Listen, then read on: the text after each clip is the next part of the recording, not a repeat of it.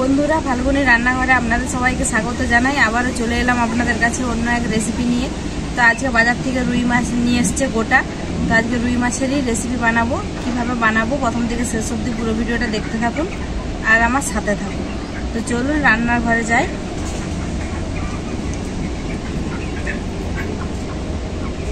তো মাছটা ধুয়ে সব কিছু কাটাকুটি করে নিয়ে চলে এসেছি। উনুনে আমি কড়াইটা বসিয়ে দিচ্ছি মাছ ভাজার জন্য। আর কতগুলো মাছটা পিস বেরিয়েছে দেখুন। মাছে এখন আমি লবণ হলুদ মাখিয়ে নেব।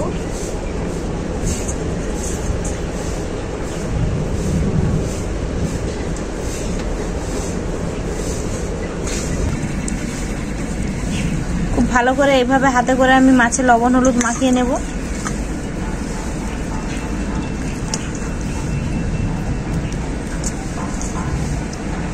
মাছে আমি লবণ হলুদ খুব ভালো করে মাখিয়ে নিয়েছি।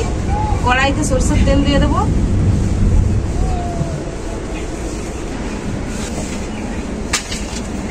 তেল খুব ভালোভাবে গরম হয়ে গেছে, মাছগুলো ভেজে নেব।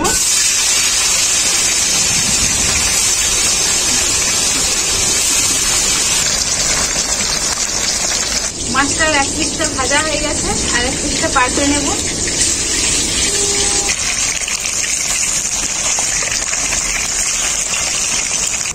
মাছটা আমার খুব ভালো করে ভাজা হয়ে গেছে, এখন আমি তুলে নেব।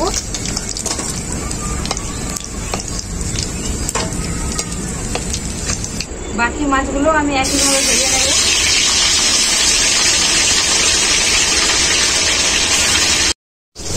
মাছগুলো আমার সবই ভাজা হয়ে গেছে, তুলে নেব। আজকে রুই মাছের রেসিপিটা আমি ঝিঙে দিয়েই বানাবো।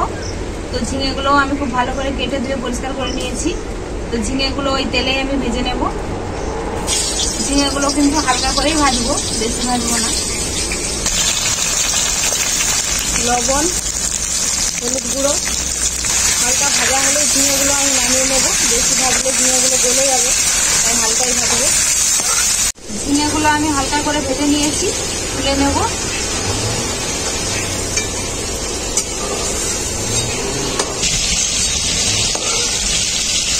ওই তেলেই আমি আলুগুলো ভেজে নেব। লবণ হলুদ গুঁড়ো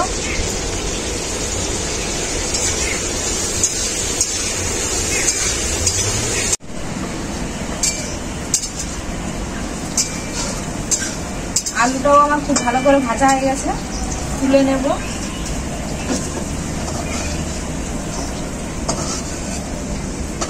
আলু ভাজা ওই তেলেই দিয়ে দেব দুটো এলাচ আর দারুচিনি,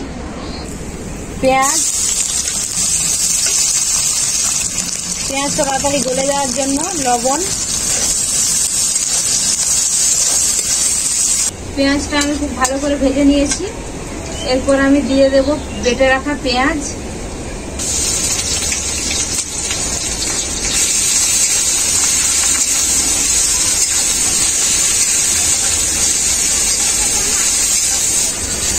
কুচনো পেঁয়াজের সাথে বাটা পেঁয়াজটাও খুব ভালো করে ভেজে নিয়েছি।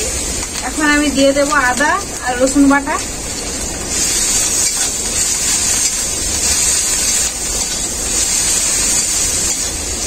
আদা রসুনটা খুব ভালো করে ভেজে নিয়েছি। এখন আমি দিয়ে দেবো, এখানে আছে লঙ্কা গুঁড়ো, হলুদ গুঁড়ো, জিরে গুঁড়ো, ধনে গুঁড়ো একসাথে দিয়ে দেবো। মশলাটাকে খুব ভালো করে কষানোর জন্য অল্প একটু জল দেব।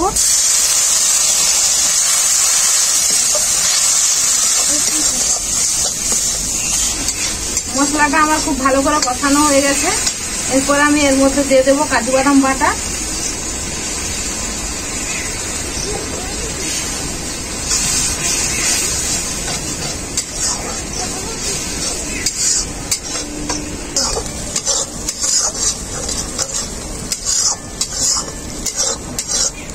কাজু বাদাম বাটাটা দেওয়ার পর মশলাটাকে খুব ভালো করে কষিয়ে নিয়েছি। এখন আমি এর মধ্যে দিয়ে দেবো আলু ভেজে রাখা।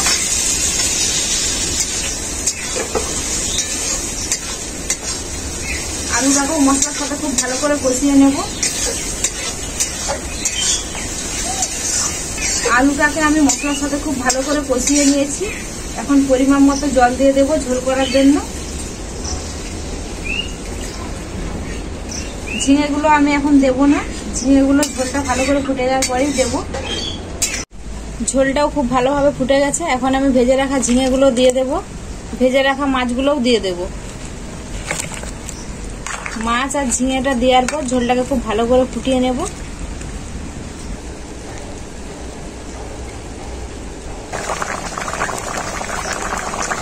আলু আর ঝিঙে দিয়ে রুই মাছের ঝোলের রেসিপিটা আমার পুরোপুরিভাবে রেডি। এখন আমি নামিয়ে নেব।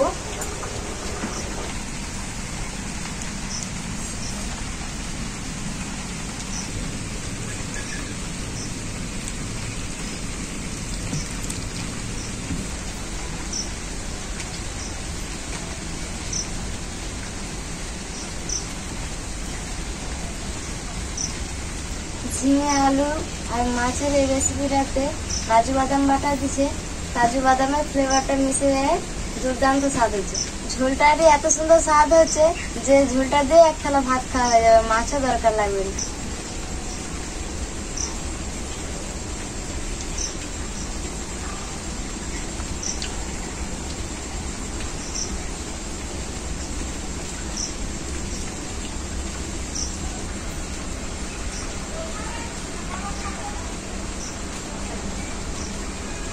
মাছটাও খুব ভালো খেতে হয়েছে। আপনারা তো জানেন দেশি রুই মাছের স্বাদ, কিন্তু ঝোলটা অপূর্ব স্বাদ।